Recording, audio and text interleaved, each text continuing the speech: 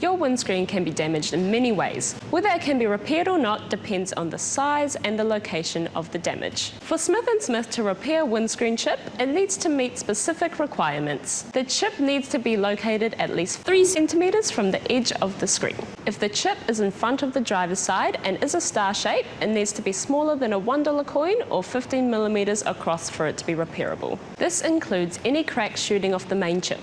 If the chip is on the passenger side and is a star shape, the whole chip needs to be smaller than a $2 coin or 30 millimeters. If you have more than one chip, it's best to call us so that one of our experts can assist in identifying if a replacement is required. If you have a camera mounted on the windscreen and the chip is in the camera's line of vision, a full windscreen replacement may be needed. That's because the camera is linked to your car's safety system and is used for safety features like cruise control and lane deviation warning. Your Smith&Smith technician will check off each of these requirements after inspecting your windscreen to determine if the windscreen is repairable. All Smith&Smith repairs are backed by our nationwide warranty for the lifetime of your vehicle. Trust the experts and book with Smith&Smith today.